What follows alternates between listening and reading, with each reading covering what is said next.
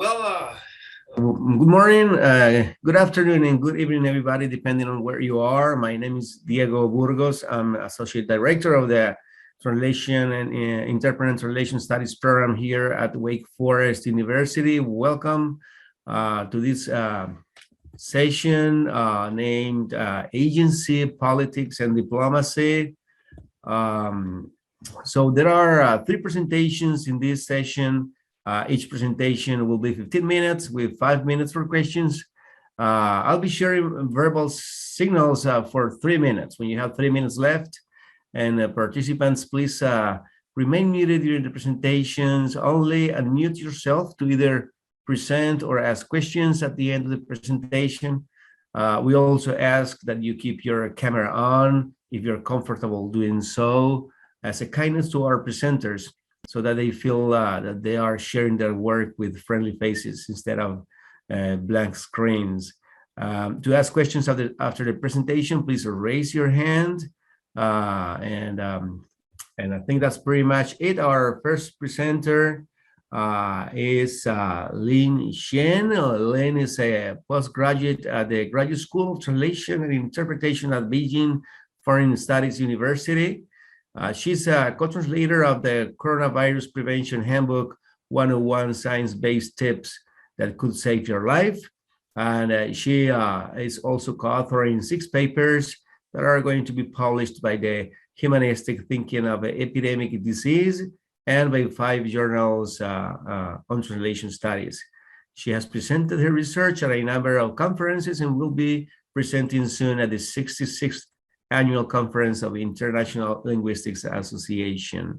Let's welcome Lin with her presentation titled Beyond a Static and Subjective View of How Diplomatic Translators Construct China's Identity in Intercultural Communication, a corpus-driven study on the evolving discursive markers of China over its 50 years at the UN. Welcome, Lin, and thank you all for being here today. Thank you so much for Professor Burgos' introduction. I wonder if you can hear me, please? We can hear you. Oh, thank you. And yes, good morning, good afternoon, and good evening to friends from around the world. Well, I have turned on my camera. Great, we can see you. Thank you. Thank you. And now I'll share my screen.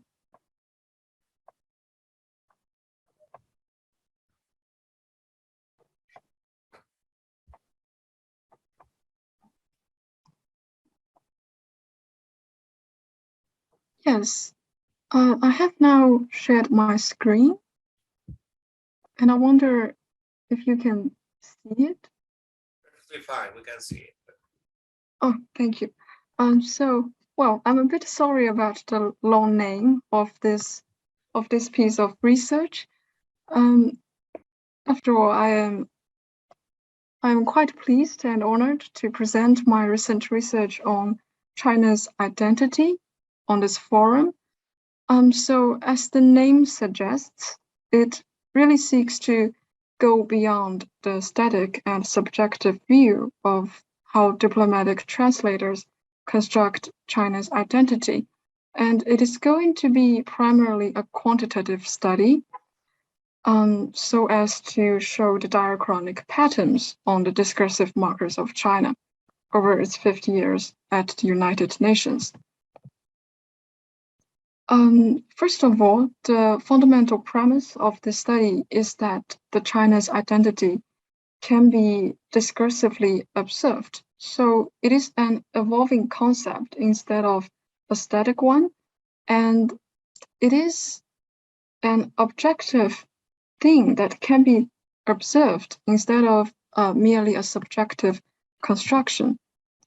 Well, so and a quick literature review. Due to the time limit, it will only be a brief review. So the most important points are really suggested in the research name. So that is to go from static to dynamic.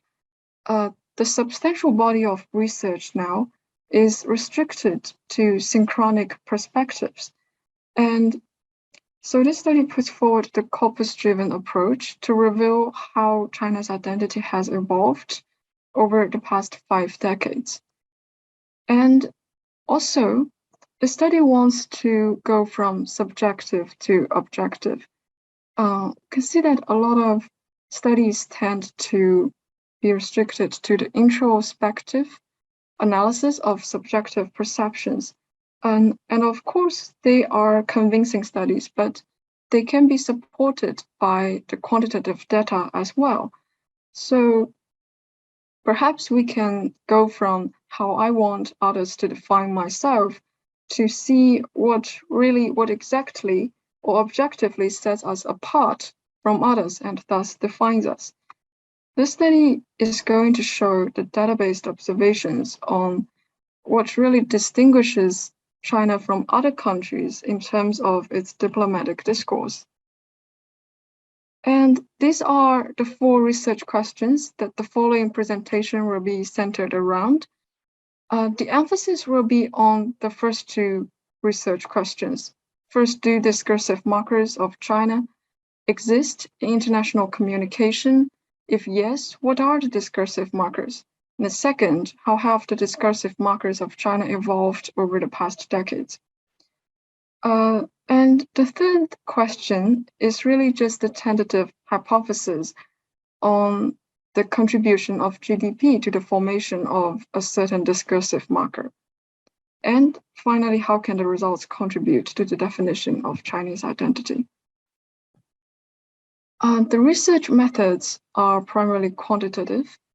For the first 2 questions, a multidimensional analysis will be conducted to see the difference between China and other countries in their diplomatic discourse.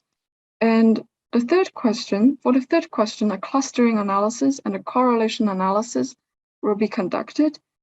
And finally, this study seeks to put forward a dynamic concept on China's identity.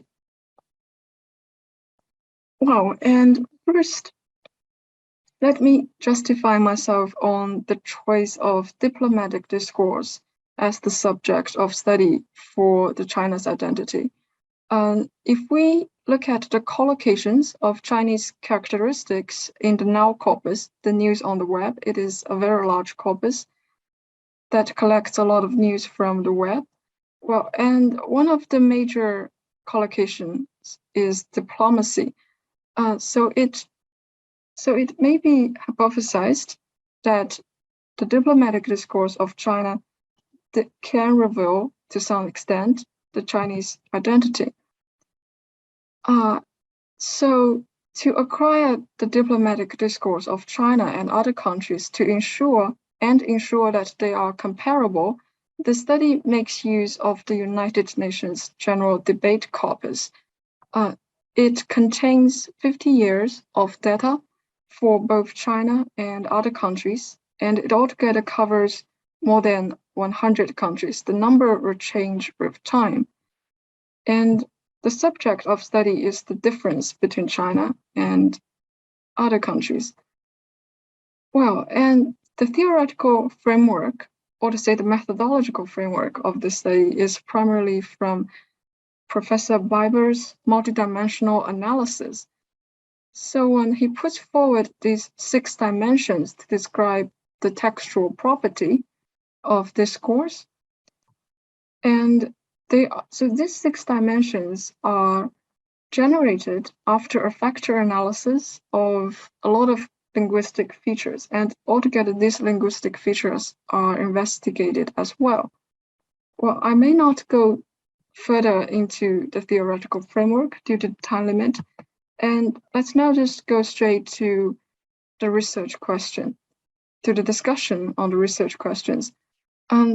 So first question, we will look first at the 6 dimensions here, and this is a heat map visualization of the t-test on the significance of difference between China and other countries on all 6 dimensions. So each block here represents the significance of difference between China and other countries on this dimension and in this year.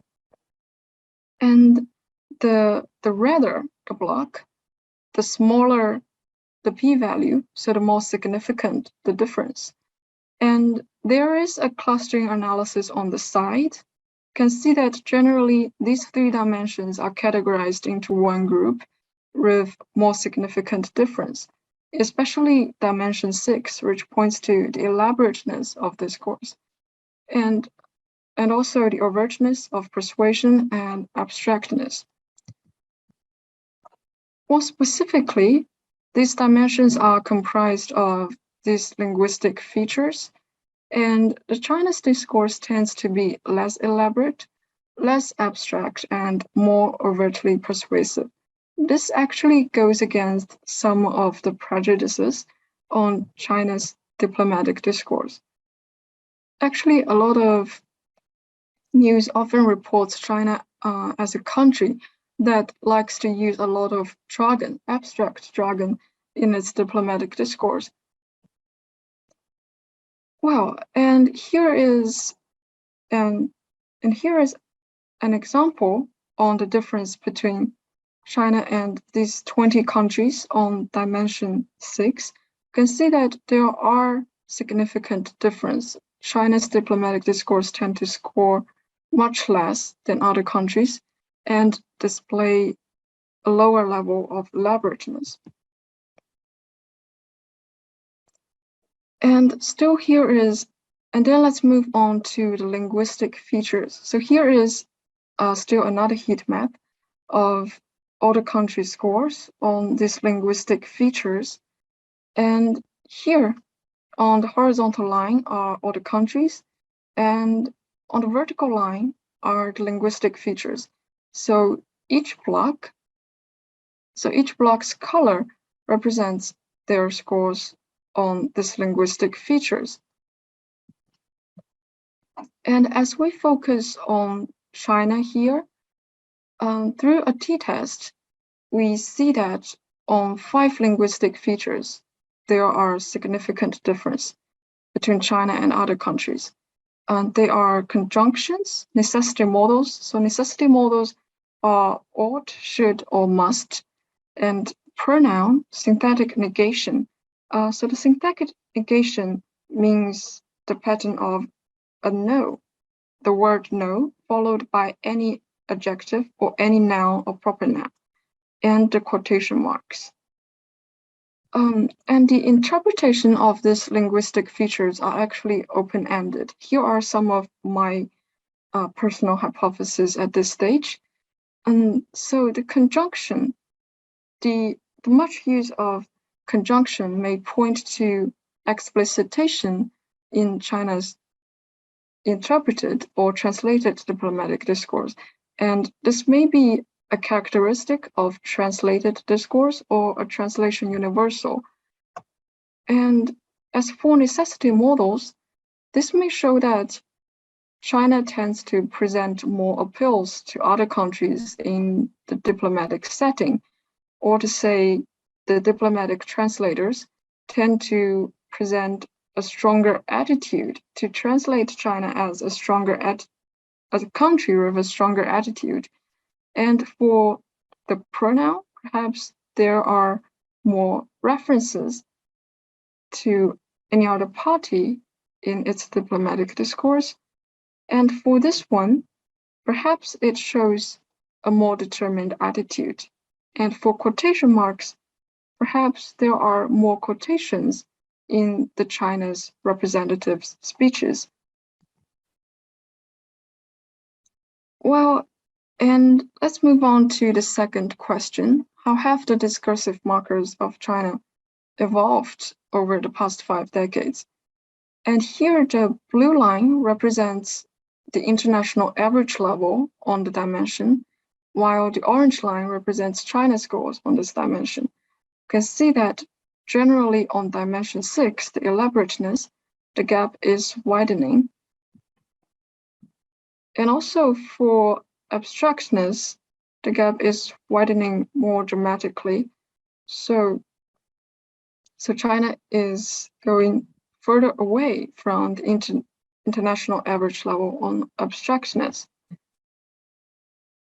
Well, and there is an interesting phenomenon on dimension 4, the overtness of persuasion. You can see that China starts off at a lower level of overtness of persuasion than the international average, but then it slowly turns the tide and the gap is becoming wider on this dimension. As for the linguistic features, still we can see that for these three linguistic features, the gaps are generally widening, while for this one, the gap is generally staying stable. And for quotation marks, there is a difference with time as well.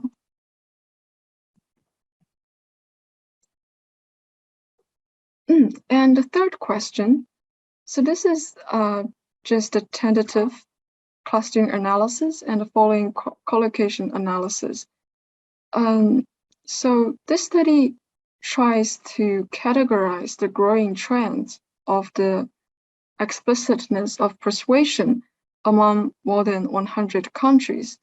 And altogether, there are 5 categories of trends.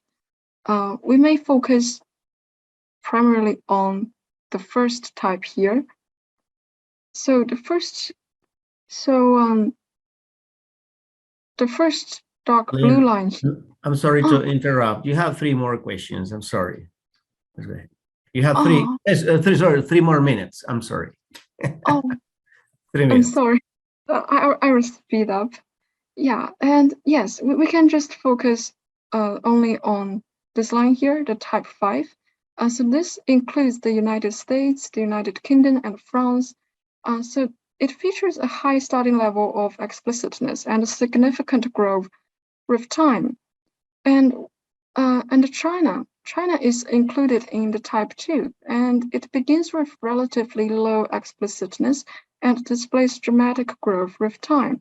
So and we can see that in this category, there are the fast-growing emerging economies, while in this category, they are the developed economies. And this may tell something about the contribution of GDP to the discursive marker. And still here is another heat map. We can see closer, and we can see that the countries that score more on the explicitness of persuasion tend to be the developed economies, while the less developed economies tend to score less on the explicitness of persuasion. Well, and to the final question, how can the results contribute to the definition of China's identity? So this study reports the need to define China's identity from a diachronic perspective and with support of linguistic data, to see it as a dynamic and objective concept. For example, defining China as an implicit, reserved, or conservative nation does not ring true throughout the history. And here is a quick review of the findings. And I need to acknowledge the limitations of the present study. First, there can be correlation analysis with the potential social and economic factors in other areas. And the subjectivity of diplomatic translators remains to be investigated as well. And third, most importantly, there should be further qualitative analysis to interpret the results and determine the differences between objective observations and subjective perceptions. Yeah, so this study really looks forward to more interactions between qualitative and quantitative research on China's identity. And finally, here are part of the major references. Yeah, I am looking forward to your comments and feedback to further improve the research. Thank you very much. Thank you very much, Lynn, for this interesting presentation. And we have time, 5 minutes for questions now. So please raise your virtual hand if you have any questions.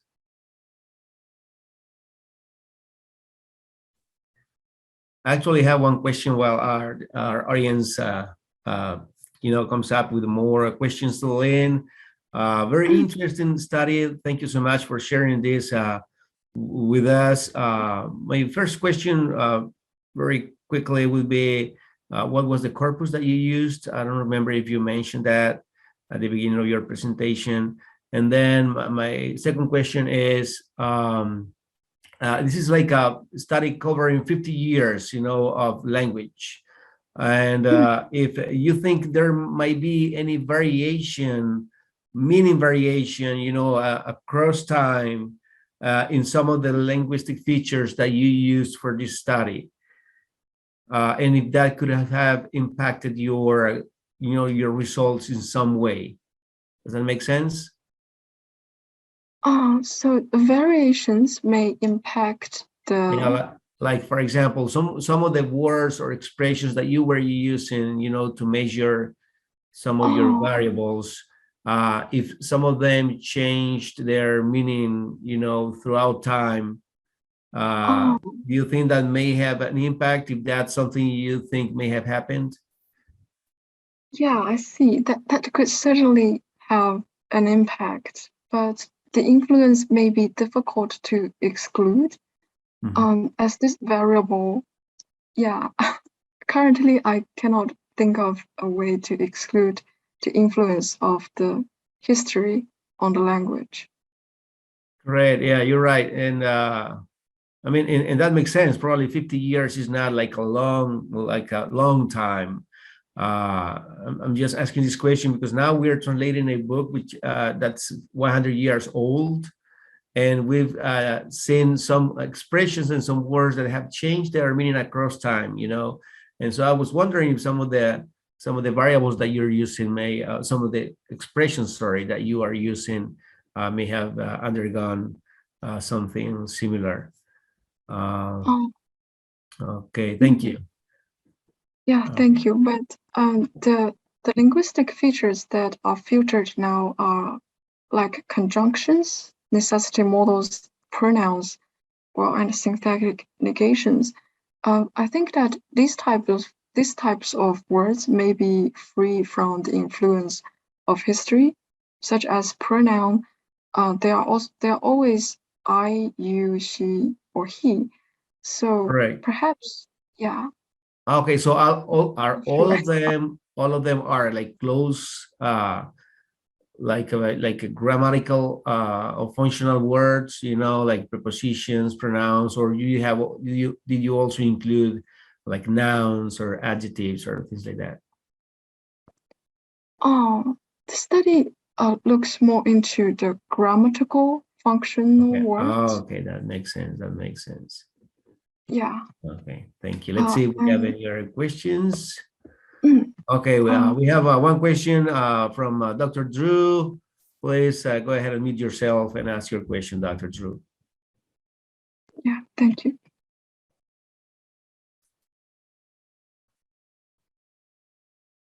Dr. Drew, I think you need to unmute yourself to ask your question. Oh, let me see if I can go ahead and do it. Okay, unmute.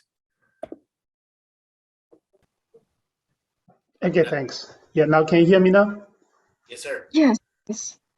I just have because I just have a quick comment here. It's 50 years is a long time, and diplomatic translation might have some correlations with the changes of different generations of translators and interpreters at the UN. Because I personally know some UN interpreters, and they are more like we would think they more like some of them have been here for years, so they are able to compare with the first generation of the translators. They are more likely to be able to look at the China and the US from a more neutral perspective, or from a different perspective. That's something because I'm thinking 50 years must include generations of translators, interpreters, and we need. I don't know if you have taken into consideration of that generation differences there.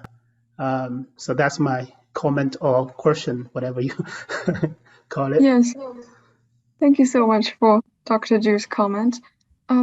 Yeah, so that is the second limitation mentioned in the presentation. That is the subjectivity of the translator or interpreter. They may have manipulated some of the linguistic features presented in the research here. But I have sought to solve the question through a comparative study between the source text and the target text. But that would be a difficult task because of the sheer amount of the data. So I am still seeking ways to exclude influence as well. Thank you. Hey, well, thank you so much for your questions. I think we need to move on to our second presentation today. Thank you, Lynn. Very interesting. Thank you. Dr. Burgos, there is another question on the chat box. Let me see if we have time for that. The question is if you have published this, Lynn, if you have published this paper somewhere so our audience can read it.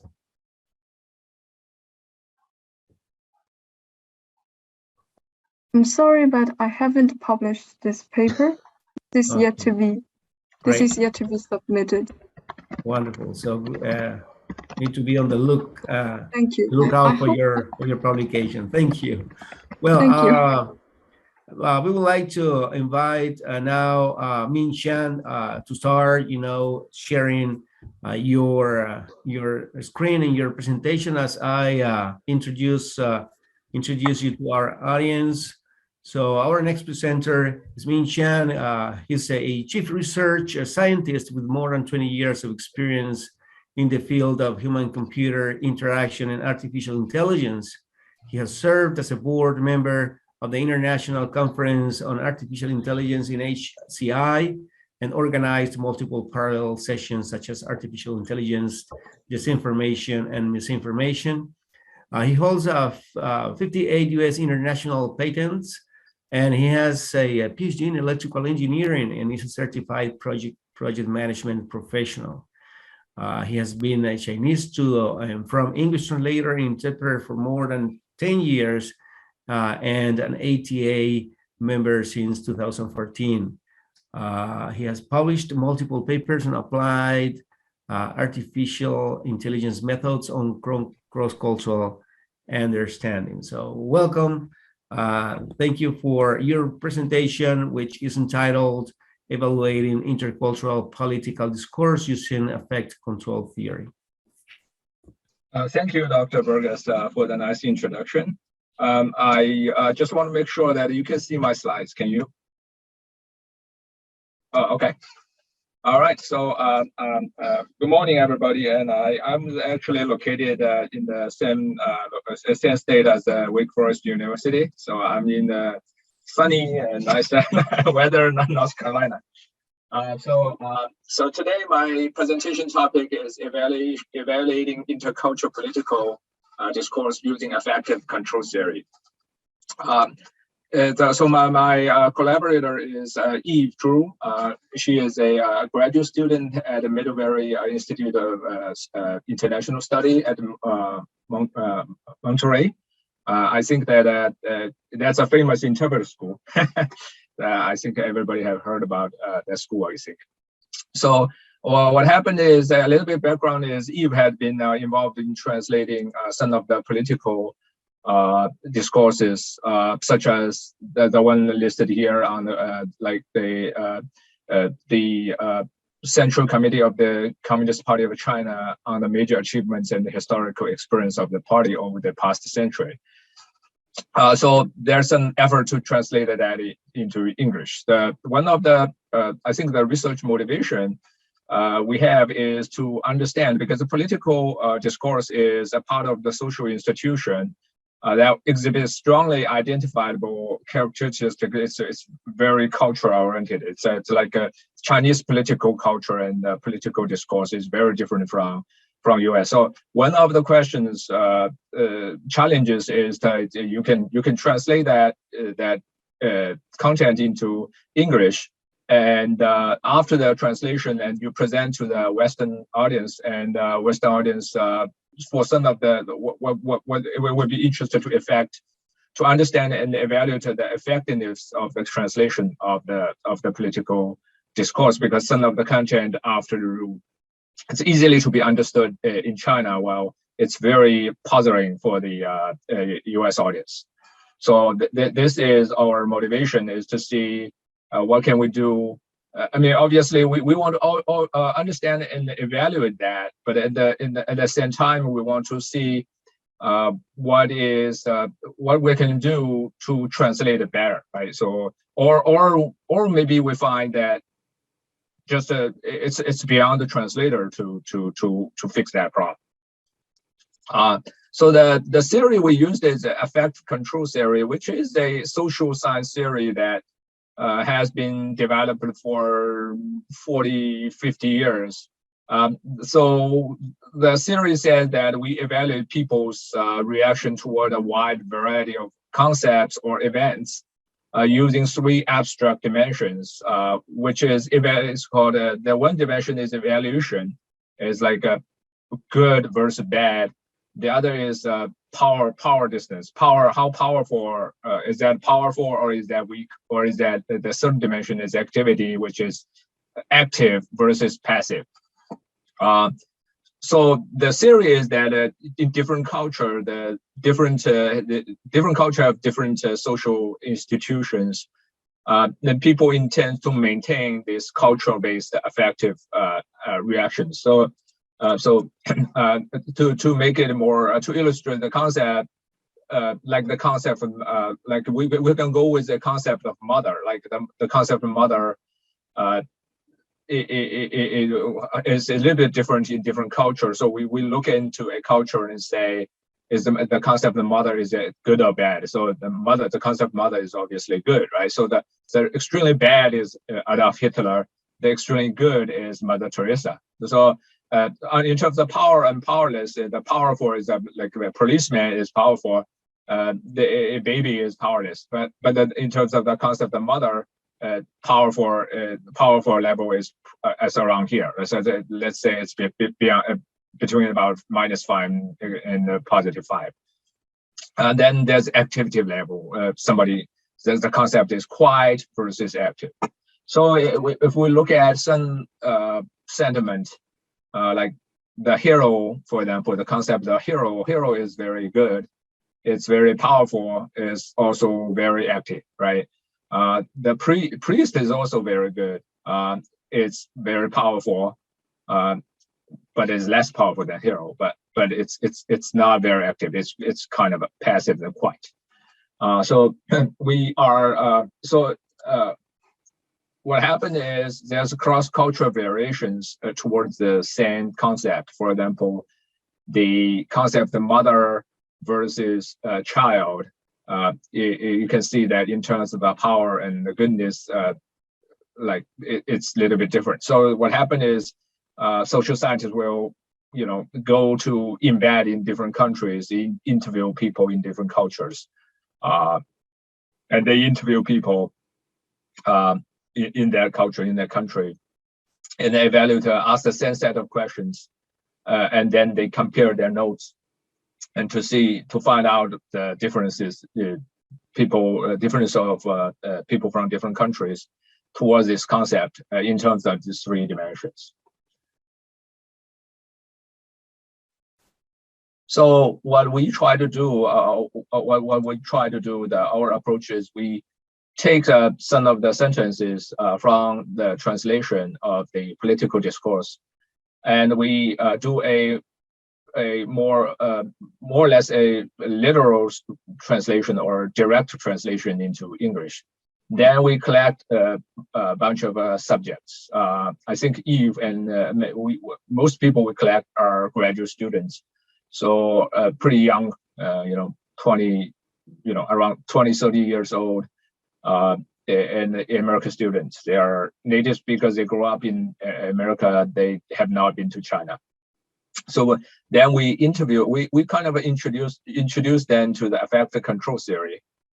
We say we will evaluate your reactions towards this Chinese translated sentences, and to evaluate their evaluations in terms of these 3 dimensions towards these sentences. So then we get their EPA, get their ratings, and well, they can say, oh, we feel like this is 5 or this is -3. Then we also ask them explain why do they make their choices. So it is an ongoing work. So we already interviewed, I think, 3-4 people, and aiming to do more interviews. But I think we have some interesting results to share. So once we collect that, I think the explanation is very interesting, because we dig down the reason why do they have that impression. And we want to identify significant cross-cultural differences on the test subject's impression on the political messages. And we also, the purpose is also build some kind of worksheets for the translators to make better educated translation choices and facilitate cross-cultural communication of political issues. So, so the one of the lesson is that we learned by interviewing the first 1 or 2 subject is that there's a strong need to alleviate the political bias.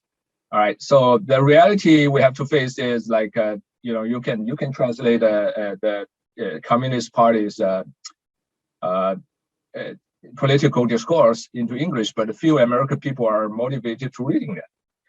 So the one of the challenges is that they also, when we have they also have the stereotypes, because there's the political environment in U.S. is that is not very friendly to communists, right? So a natural tendency for a U.S. reader is that once they read the sentence and they know its source, and they will tend to think, yeah, the authors of these messages overrate themselves. They overrate the party to be too good, too powerful, too active. So we have to compensate this bias, because we have to remind the test subject that when the purpose is not checking, not to review to be political correct or incorrect, but to treat the discourse as in the context as a political. So we ask the test subject to say, when we evaluate the sentence, you should try to think this is a party in United States, a political party in United States, right? So just think, President, some of the test subjects say, President Trump also, overrated himself on how good he is, and he seems to be a little bit too powerful or overactive. So we are just to correct that bias. We remind them that we should treat these political statements as if they are a political party in U.S. So I think that the one interesting point is, once you ask their reading, and they will say, okay, I have this rating for this question, for this statement, and then the score is 5. So I think they are too powerful. And then you correct that bias. You said, what if you think it as a regular U.S. political party? And then they think about it, and they after you reminding them that they need to correct this bias, maybe, and their rating becomes a little bit different. So let's go to some examples. This is the example of in Chinese to say, this is the Chinese statement to, I will not repeat the Chinese statement here. I think Chinese speakers can read it. But in English, it said, to this end, we need to relive the glories of the party and appreciate how the party has rallied and lead the Chinese people in making magnificent achievement. So we ask 2 questions related to the sentence. we ask the author to interpret the attitude of the original author. In terms of goodness, we ask them the question, what is your interpretation on how good the original authors think they are, right? So this is the first question. And then the second question we ask is like, you put on the hat of the American culture because you are in America, what do you think the correct level of goodness should be? And if you are, from the American culture point of view.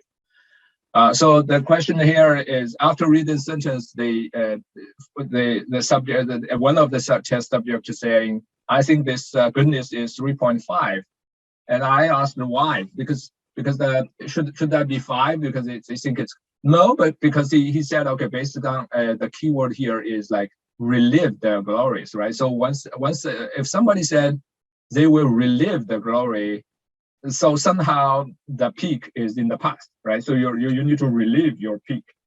So based on that password, that keyword, the test subject think. Sorry to interrupt. You have 3 minutes more. 3 more minutes. Okay. Yeah. So that's the. So you when you said really, so that actually the test subject said it remind me of Trump's "Make America Great Again" statement, right? So the America has been great before, and we need to make it great again. So it's not a 5 anymore. So this is the evaluation of the original writer, author. But the if the test subject put on the American culture's hat, he think that it should be 0 or negative, right? So it should because the relieve that relieve the glory kind of triggers a bad connotation. Then also I think I had to go briefly. The powerfulness of this statement is seems to be 5. The original author seems to be saying the party plays a very strong and powerful role from the expression. But if you put on the American culture hat, most of the test subjects say it should be much lower than 5. They think that people should be more powerful because from this statement it seems to say the party is very powerful. The party is 5. But the people seems to be not there. So they say, okay, in the America concept, people seems to be powerless. So I think the right level should be if the party has the active or powerful is a 5, then the people should have the equal level. That goes to the political beliefs of the United States, right? The American people.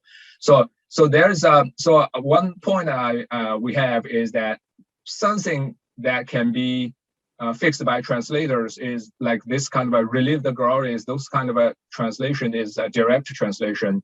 We probably can do some transcreation to fix the translation to make it better. But there's also in these categories, the major difference is between the political cultures between US and China are very different. So in that case, it's not something can be fixed by the translator, through the translation techniques. But briefly, we also find some of the statements actually people find that in the American culture, when they put on the American culture, they have the same evaluation.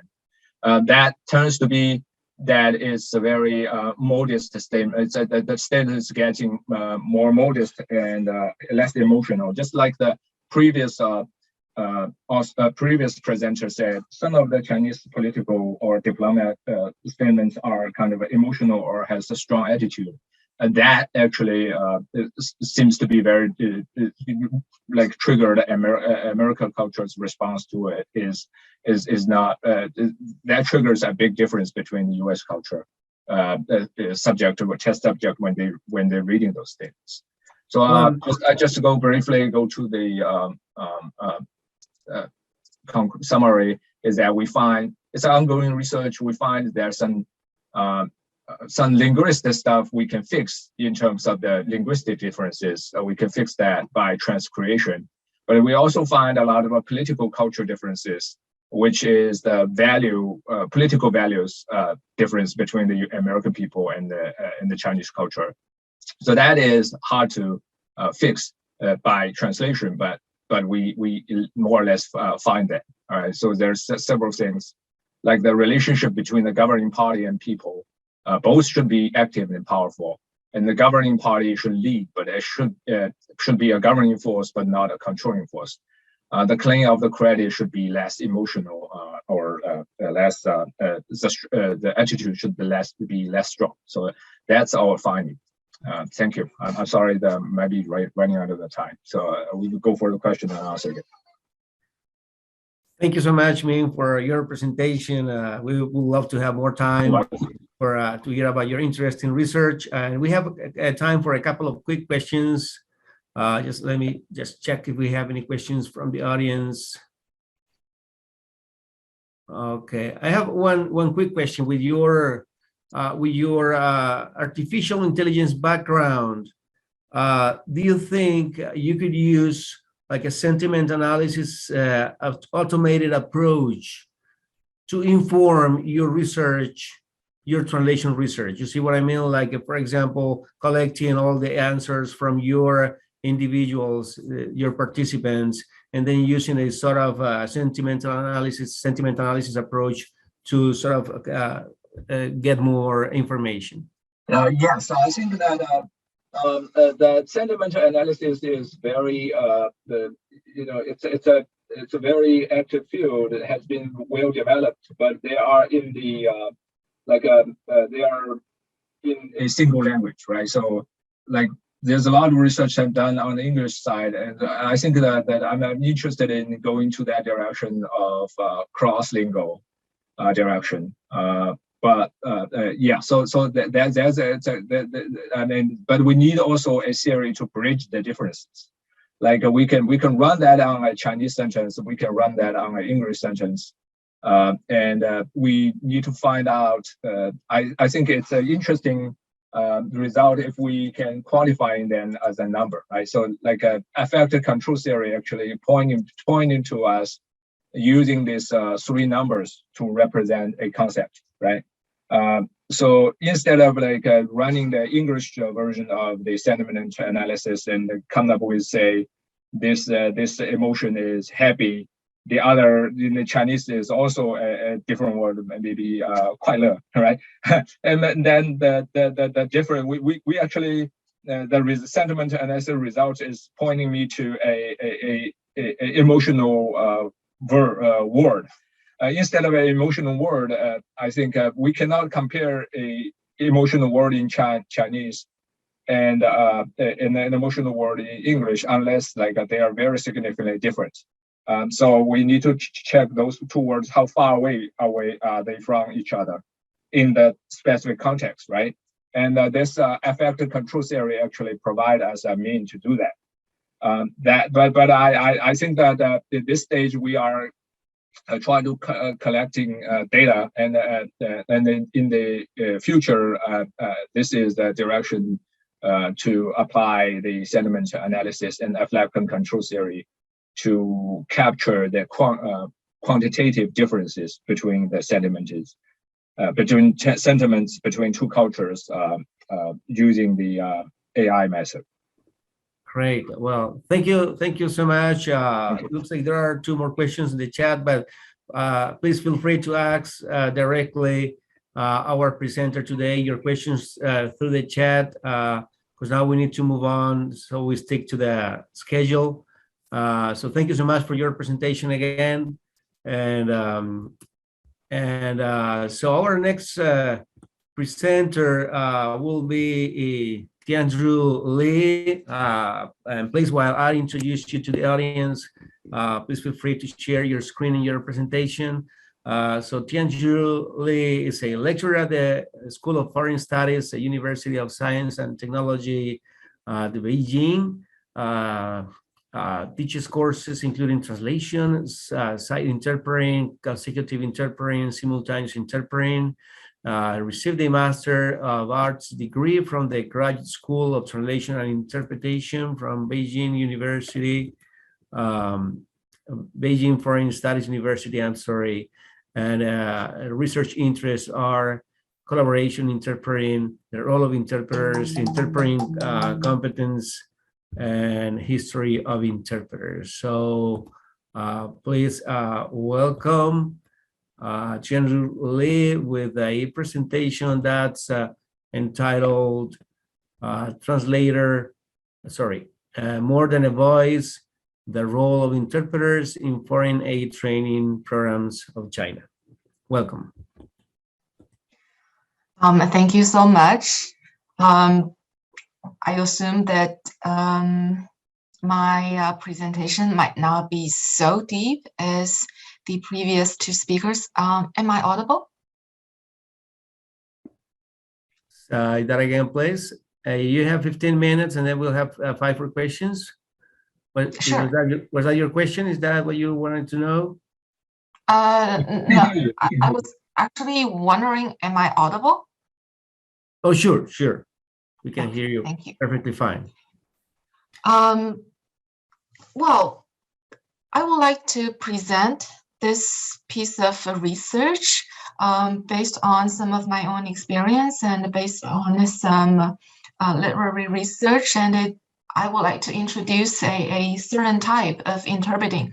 Well, I myself is an interpreter, and so I have this opportunity to get involved in some interpreting projects, and this one is a foreign aid interpreting, and I would like to walk you through the 4 quite basic parts of my presentation. The first is, for those of you that are not very familiar, well, I assume that most of you are not familiar with this kind of interpreting. So I would like to first talk a little bit about what is exactly foreign aid training, and then what exactly is the kind of translation or interpreting involved in this particular type of training programs.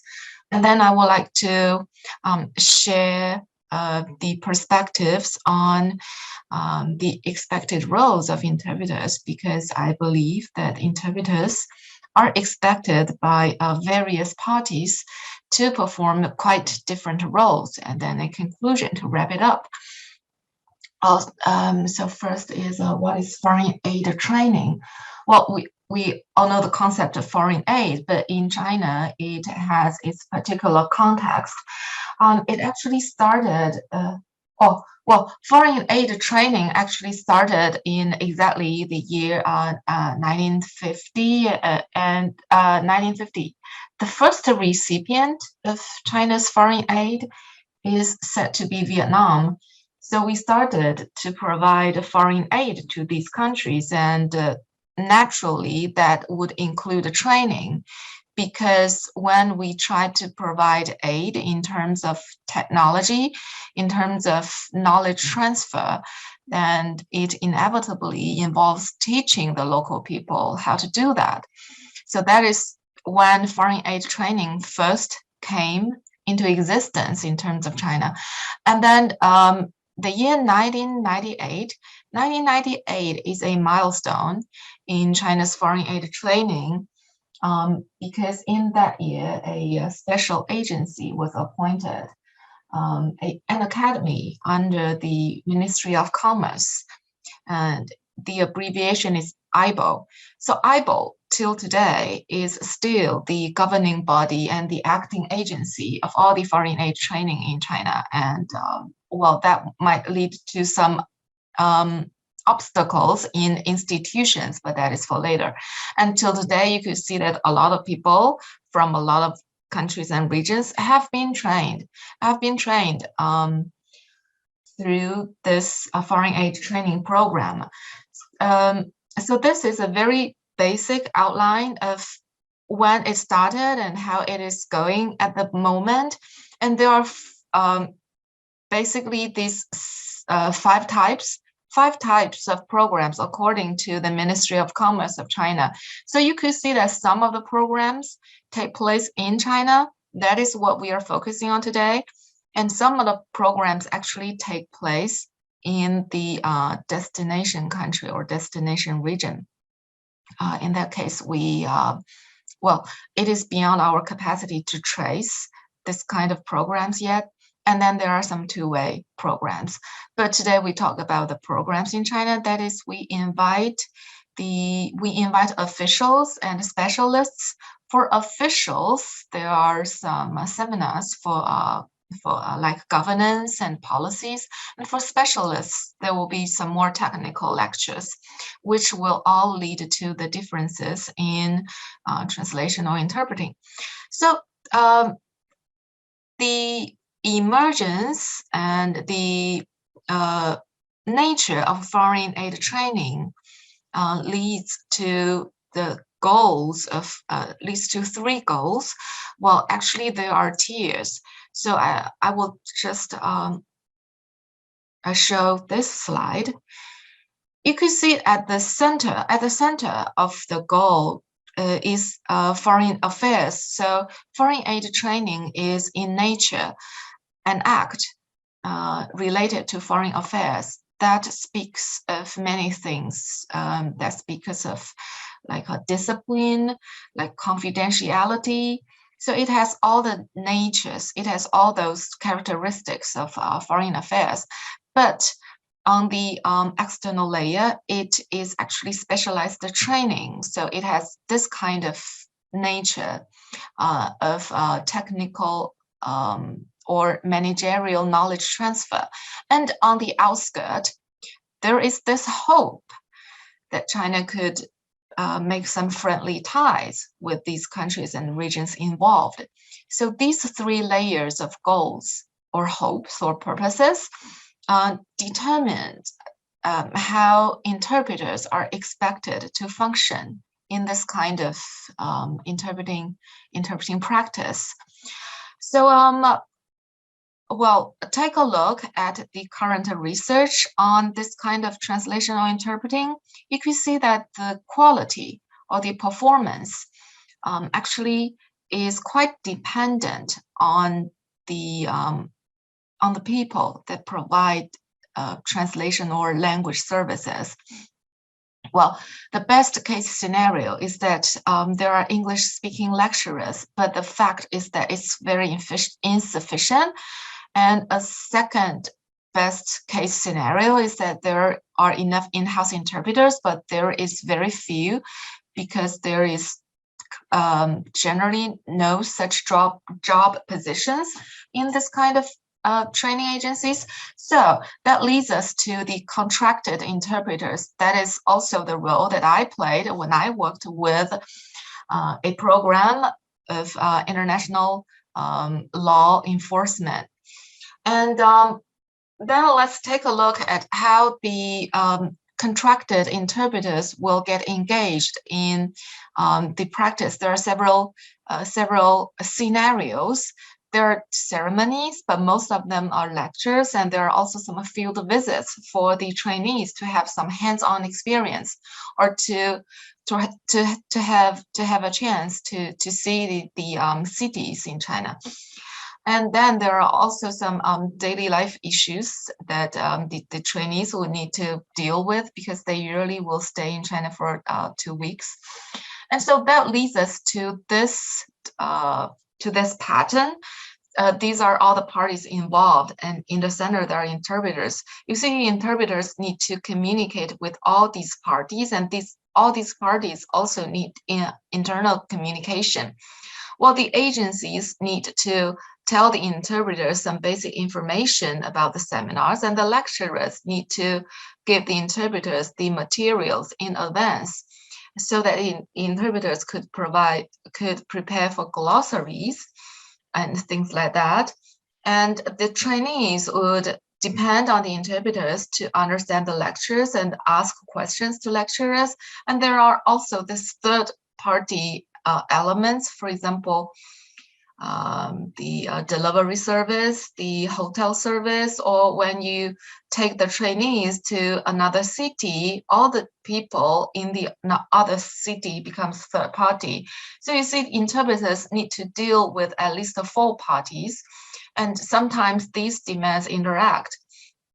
And so the expected roles for interpreters, you could see the existing research actually agree on something, that is a coordinator or a mediator. Well, these just mean the same thing. And they also mention that they are the voice of the trainees, because the trainees, when they're in China, they actually lose their voice. So they need the interpreters to be their voice. And that brings a lot of perspectives and different expected roles for interpreters. For the training agencies, well, it's very complicated. The interpreters have a lot of expected roles from the training agency. Well, the utmost expectation is to help build a positive image of the nation. That is actually underlying. No one would speak that out loud, but this is kind of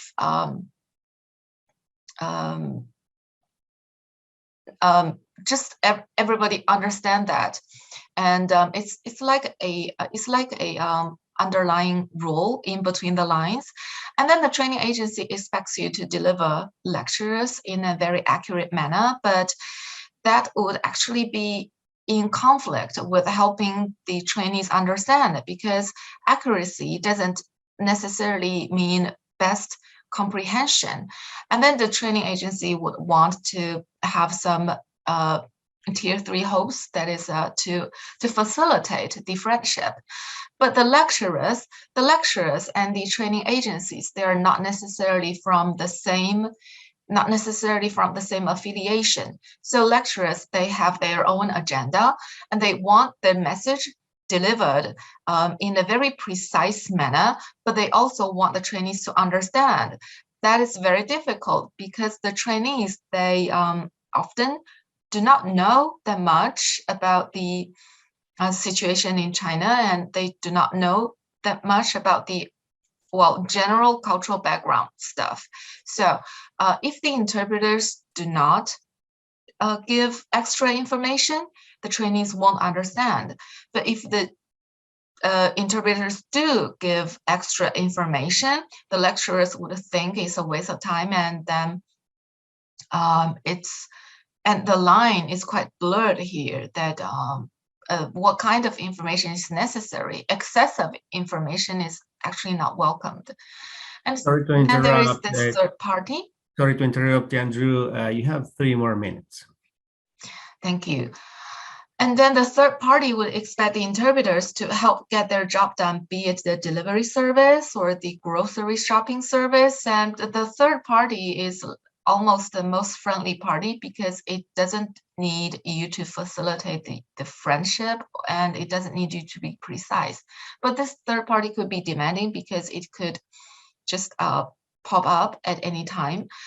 And then the trainees, well, the trainees basically expect interpreters to be everything.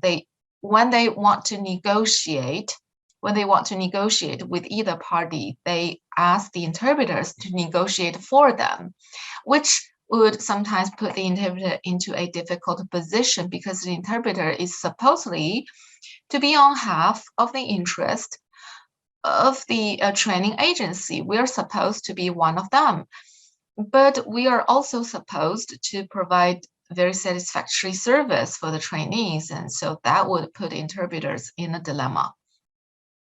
And then to help them with personal matters such as grocery shopping would blur the line between expected job and personal favor. So that is an invisible extra burden on the interpreter's job scope. And I'm wrapping this up. So all in all, interpreters in this kind of translation or interpreting practice has a highly integrated role, not to mention some potential internal conflicts here. We need to be a voice for our national image, and we also need to deliver the skills and knowledge to be transferred, and we need to be amiable. We need to be the amiability itself. And well, for us, I think we need to prioritize and then try to strike a balance with all these demanding roles, and then I think it's important not to hesitate to demand support. And so that needs other parties to also do their piece of job. For example, training agencies should further empower the interpreters. We need to have more power to decide which kind of information could be provided as an extra, and what kind of job we could turn down, which is actually breaking the boundaries of work and personal favor. And the trainees need to come here better prepared, because if that is not the case, we will spend too much extra effort on prepping them. So basically, that is all of my presentation. I tried to introduce a not so familiar interpreting practice to you. That is the foreign aid training interpreting, and I argue that the interpreters have very integrated and sometimes conflicting roles in terms of such interpreting practice. Thank you very much for your attention. Thank you very much for your presentation. We have time for 2 quick questions.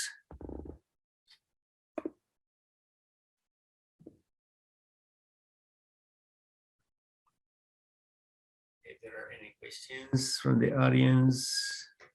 Okay, we have one question from one of our students, Kylie Hayes. Please go ahead, Kylie, with your question.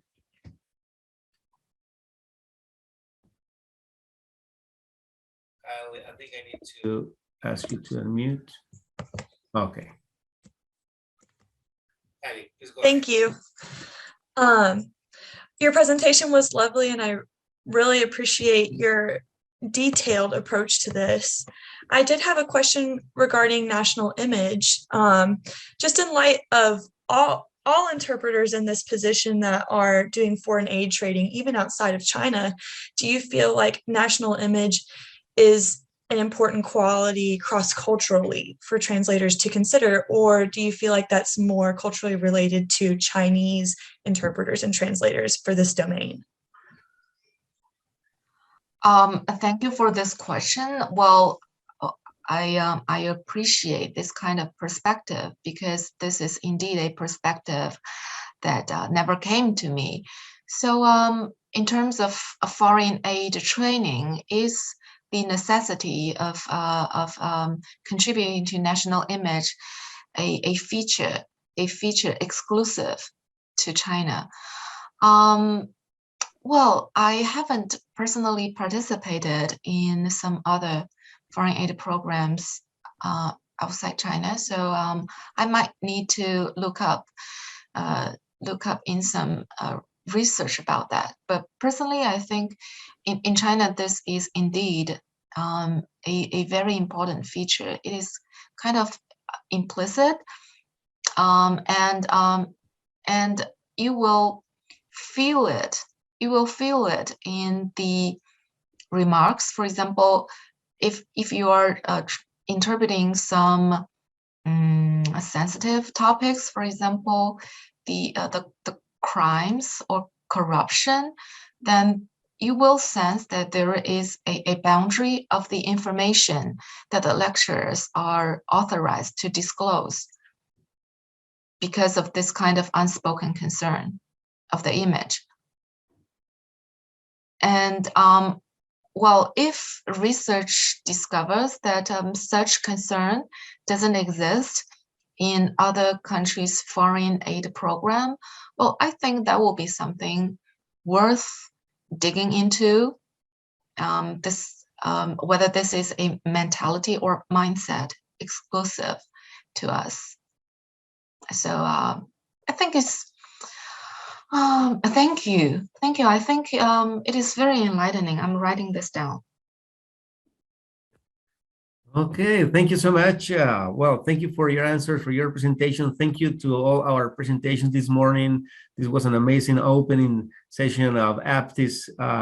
And now thank you all also for being here. So now we're going straight to our celebration of ITS 10th anniversary. And today we have a very special guest, to celebrate this milestone in our program.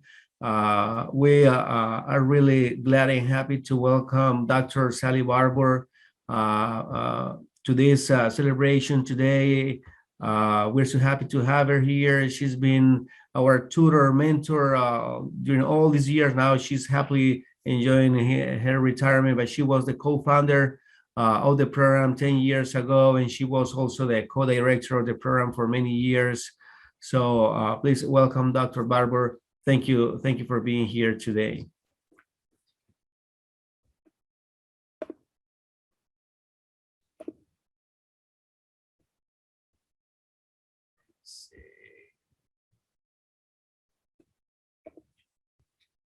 Sally, I'll just mute you. Okay.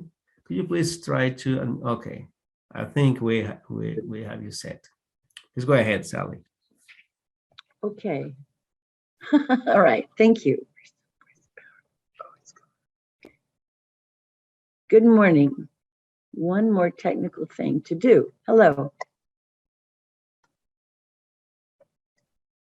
We can perfectly hear you. Thank you, Sally, for being here today. Okay.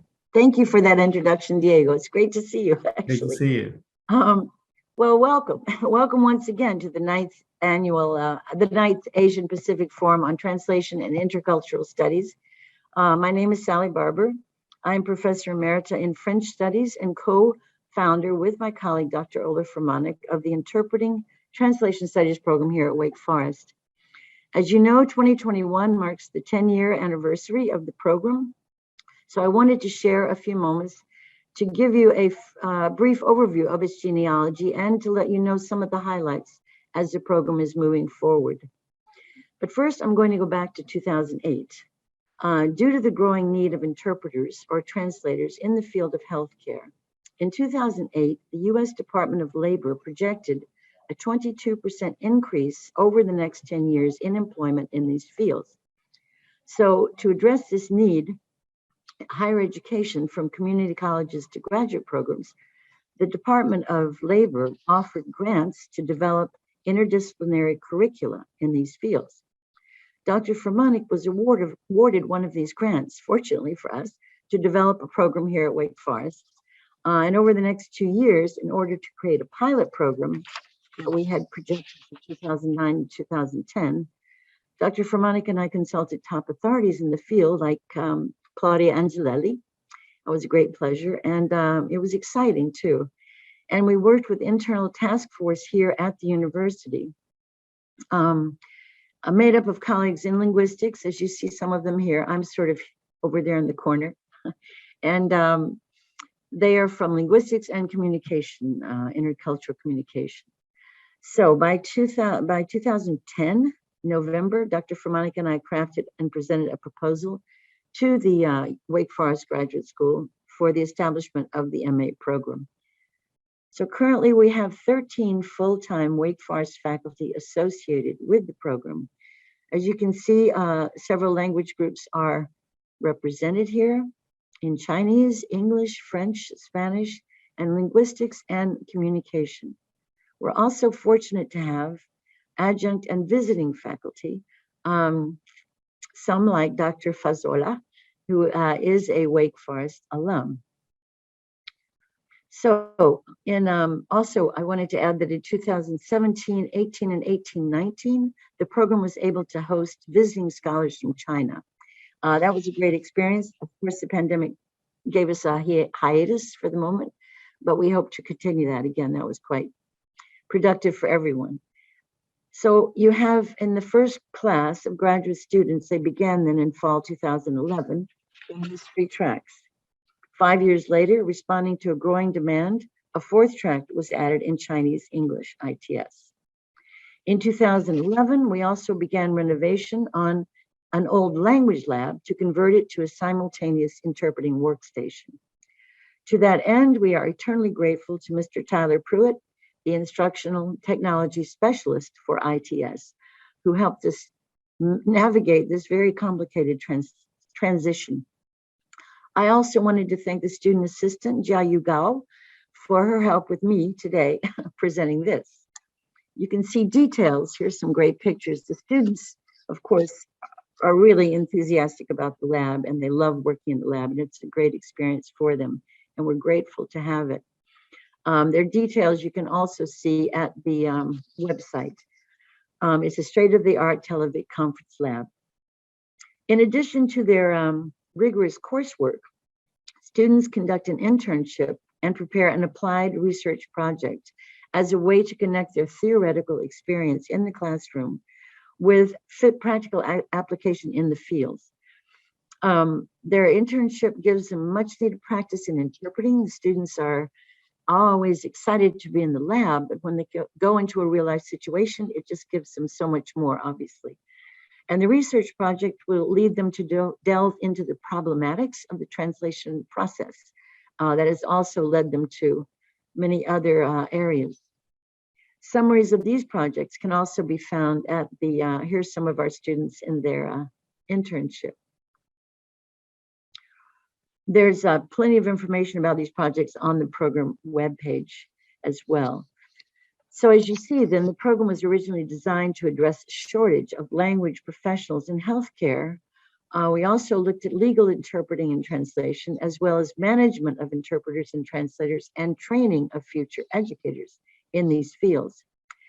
But as the program developed and in response to student interest seen in their research projects, the program evolved to prepare students for working in the language industry as it relates to a variety. This is foreign affairs, media, business, law, more targeted areas like national security, pan-national relations, politics, media, video games, religion, sports, higher education, scientific and technical as well. Social services, this is very relevant, especially today, I think, and humanitarian crises, conflict zones and refugees. So all of these are areas that we've moved into each time a student gives us the idea that they want to pursue this kind of project. Many of these projects also included participation from colleagues from around the university, and we're especially grateful for their ongoing collaboration, always ready to step in and help us lead these. ITS students, alumni, and faculty are also active in the university campus community. In March last year, an ITS group teamed up to provide simultaneous interpreting into Chinese and into Spanish. So we had two sets of interpreters for all the keynotes and panels of this leadership and character conference. ITS also helped the campus organizers to promote this conference across the world, in China, Europe, Latin America, and here at home in the Hispanic and Chinese communities. With regard to this collaboration, Professor Kirsch personally recognized what he called the global reach of ITS makes possible for Wake Forest events like this one.